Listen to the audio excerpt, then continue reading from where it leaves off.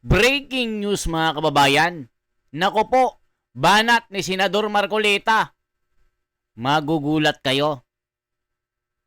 Binira itong si Martin Romualdez. Ano ang dahilan bakit naglabas ng sama ng loob si Martin Romualdez? May malalim bang dahilan? Bakit inilaglag ang kanyang mga kasama at sinabi niya na ilalaglag yung mga kasama? Nako po, mga kababayan ko. Ibubulgar ni Senador Marcoleta ang sikretong ito. Bakit kumanta si Martin Romualdez na alam natin na sanggang dikit ang magpinsan? Bakit nagkasiraan? Nako po mga kababayan ko. Pader ng Malacanang. Giba-giba na. Nako po mga kababayan ko. Ito ang malupit na birada ni Senador Marcoleta.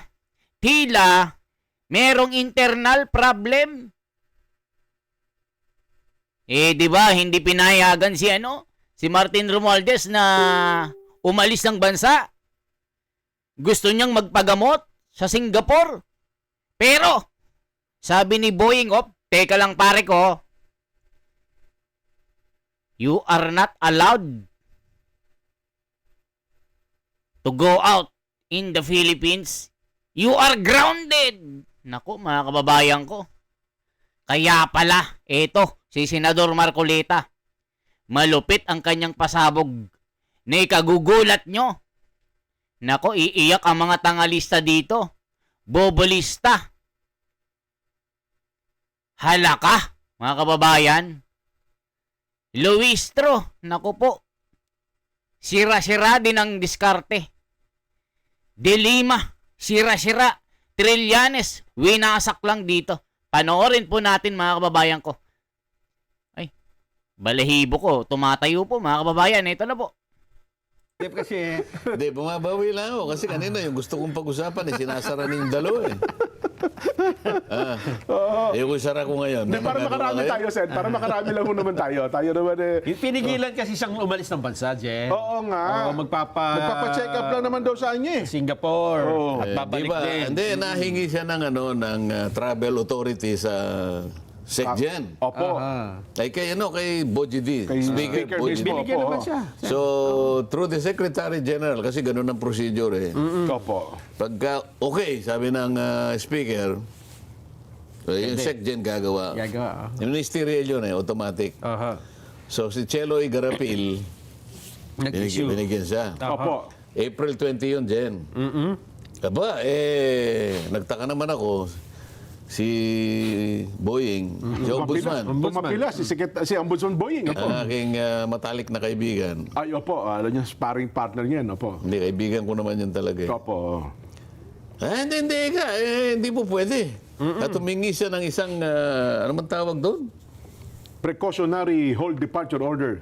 Oo. Yan, oo. From the Sandigan Bayan. Sandigan Bayan po. Na Kasi nagbigay Sandigan- naman. Yun na nga po, oo. Kinabukasan, gumawa ng statement. Ayun nga. yung So may video. impact kay former speaker. Bakit alam mo bang si speaker at saka si Boying. Opo. Boying ang sinasabi ko dahil kaibigan ko naman yan. Opo. Fraternity Brothers. Magkaprato ba sila? No, Upsilon yan. Upsilon yan, oo. Siyempre, pag may fraternity ganyan. Opo, lalo sa mga Teka abogado. muna, pati ako medyo, sabi nga nila na, mapapatas ng kilay si Jen dito eh. Parang ano niya Teka nangyari muna. pag nagkaganon. Sabi nga, Jen, Oo. fraternity brothers tayo. Ano ba ito? Di ba may sumpaan tayo, mga bra? Oo. Mga ano tayo eh, Pratt brothers. Opo. Ba't nagaganito? Di ba? Ayan, siguro medyo, yan ang i-process mo ngayon. Kaya nagsalita ngayon. Oo. How can I be the mastermind? Yan ang tanong na nagsambulat ng napakaraming implikasyon. Yun na nga. Di ba? Una, how can I be the mastermind? Sabi niya. Alam mo ang mastermind. Ayun, So, opo. ibig sabihin, Yun ang magiging ibig sabihin nun, opo. Oo. he did not completely remove himself Aha. from the anomaly. Hindi lang siya mastermind. Hindi ka. Nako, mga kababayan ko, nako. Ibig sabihin, mga kababayan, kumanta si Martin Romualdez. Ibig sabihin, siya yung ikalawang mastermind. Paano ako naging mastermind? Wala namang flood control, ghost project sa Leyte. Bakit nyo ako ginigisa, ginigipit? Ginagawa niyo akong fall guy dito. Lintik-lintik na tayo. Yun ang sinabi, mga kababayan.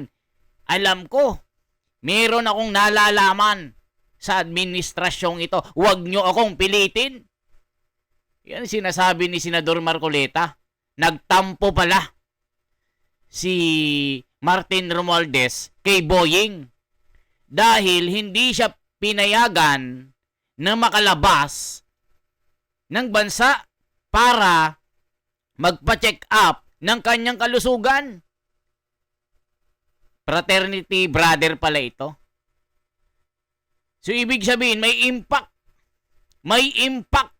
na mabigat kay Martin Romualdez. Dinamdam ni Martin Romualdez. Kaya kumanta after na sinabihan ni Boying, teka lang pare, kahit Brad kita, hindi kita papayagan na makaalis ng bansa. Tatamaan ako bilang ombudsman. Kailangan kong panindigan. Masisira ako.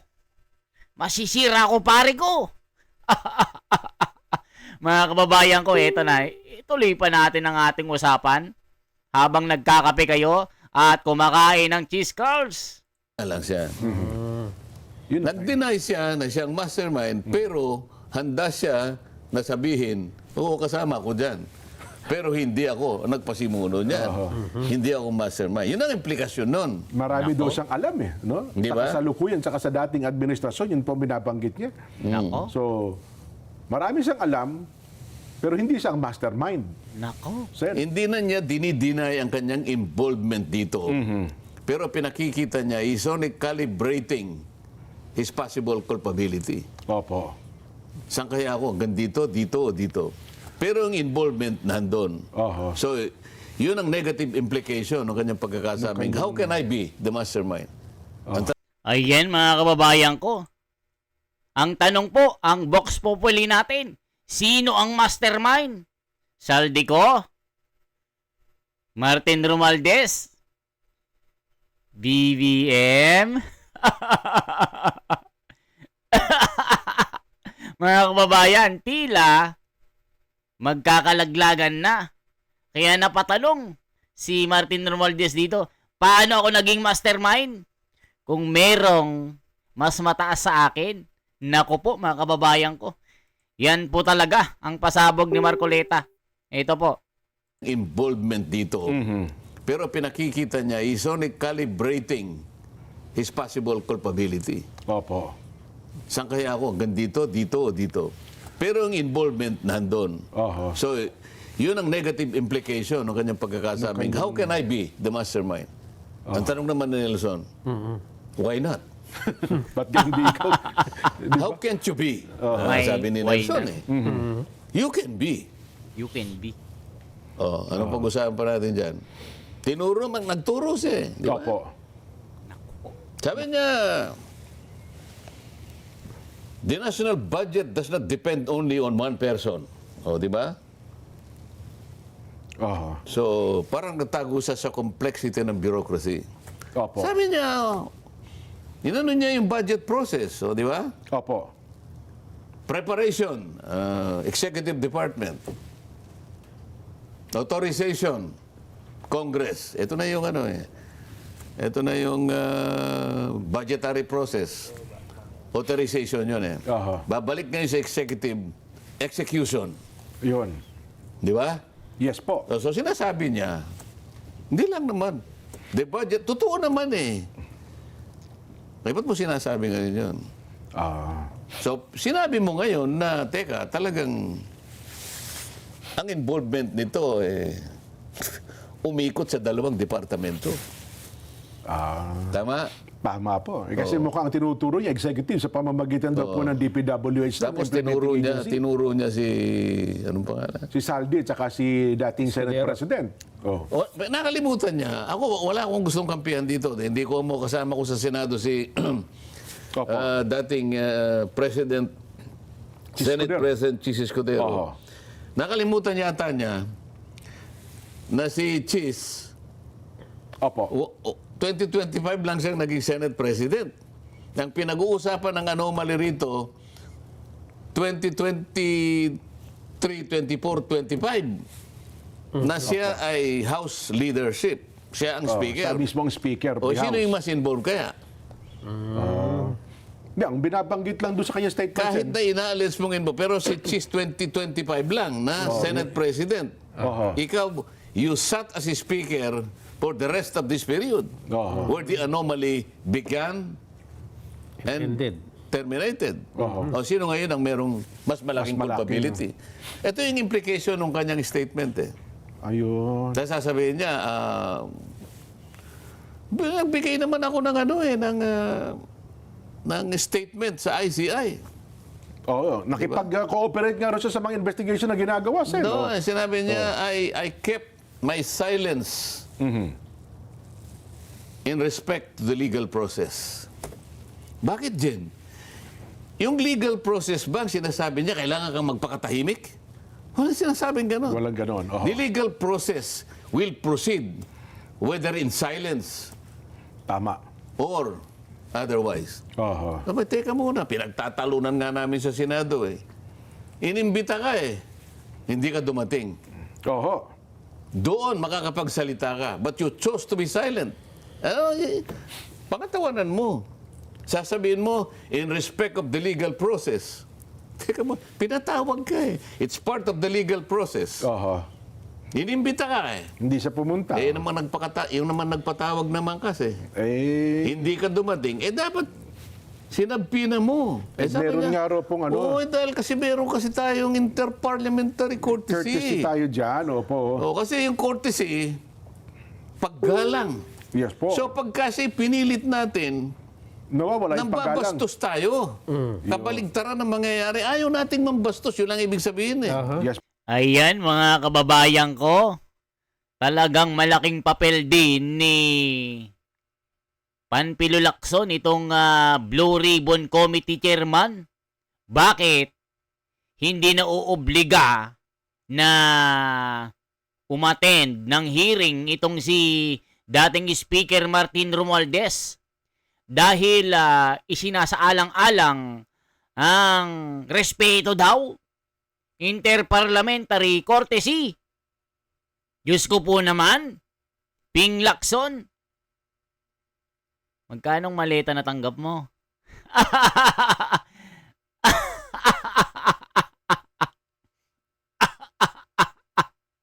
Mga kababayan, yan ang mga kritisismo na binabato dito sa bulagaan ng BRC. Kasi yung tropa niya, 5 maletang mabibigat ang natanggap eh. Kaya haharangin niya ito. Ngani.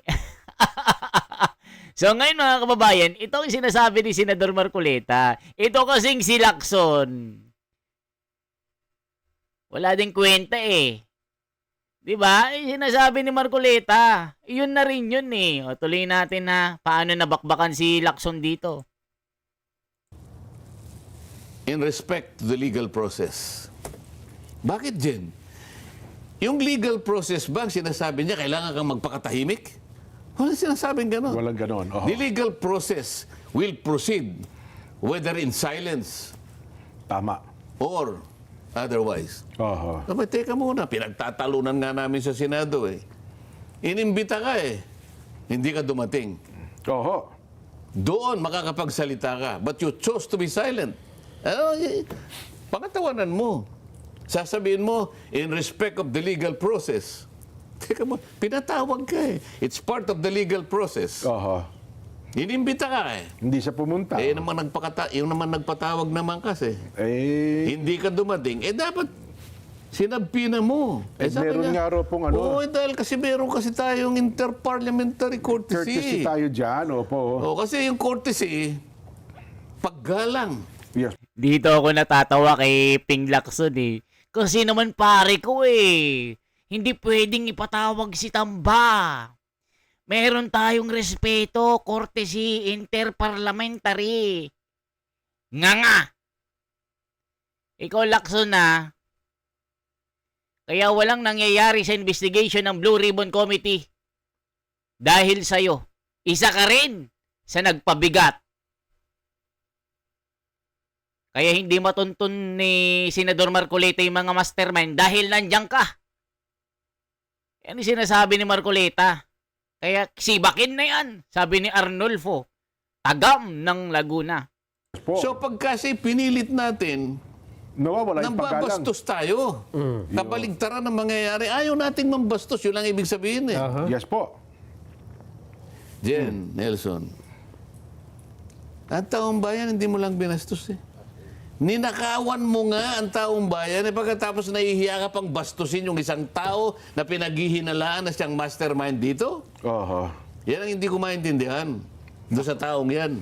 Kung bakit ayaw niyang ipatawag. O, ito sasabihin na naman niya, in respect to the legal process. Ito namang isa. Sa paggalang niya sa process, nagpakatahimik. Paano mangyayari yun? Inconsistent. Oo nga, no? Oo. Nagkabangga. Yan ang dapat na malaman ng tao. Nagtatakipan kayo. Ha? Nagtatakipan kayong dalawa. Kaso sa mga pangyayari ngayon, Sen, mukhang kahit pag magtakipan pa, lumulusot talaga. Lumalabas talaga katotohanan. Sasabihin niya yung... Ako naman ako ang speaker. Oo. I have general supervision Opo. over Napakalakihan niya ng the Kongreso. committees. Oo. But I do not control. Ayan mga kababayan. Kaya nasalbag na naman itong si Lacson dito. Diba? Kita nyo, itong si Senador Marcoleta magaling eh. Meron siyang may naratibo ang kanyang mga salita. Mga salitang malalim na tila hindi maintindihan ni Lacson. Di ba mga kababayan? Si Lacson kasi isa rin yan sa kalat. Kalat na walang kwenta. Mga kababayan. Kaya kailangan masibak na yan. Ayan yung sinasabi ng mga petitioner. Tuloy pa natin. But I have no control over them. Yan. Yung sabi ni Nelson, Oo. tell it to the Marines. The 18? Tell it to the 18 Marines. Ay, nako. Anyway, Sen, ano ha? Wala na tayong oras, di ba? Opo, public service announcement lang tayo. Ang pangalan Ayan mga kababayan ko. Kayo naman ang bibigyan natin ng panahon para magkomento. Ano ang mga reaksyon nyo? Mga kababayan, kayo naman ang binibigyan ko ng panahon at oras para sabihin nyo ang nasa loob nyo. Diba, mga kababayan ko? At huwag nyo rin kakalimutan anong lugar kayo. Diba? Para mag-usap-usap tayo sa komento. Isang like, masaya na po ako. Isang share, masaya na po ako. At isang subscribe. Huwag nyo pong kakalimutan mga kababayan. Ako po, si The Wonders Philippines. At shout out po kay Senador Marcoleta at yung ating dalawang kasama niya, si Kuya Nelson at yung isa nating idol. Mabuhay po kayo. Isa po kayo sa hinahangaan ng taong bayan na hindi bias pag nagbabalita. Kayo ang pinagkakatiwalaan ng sambayan ng Pilipino sa paghahatid ng mga magagandang balita at patas na pagkilala ng katwiran at ng batas. Mabuhay po kayo. Salamat po.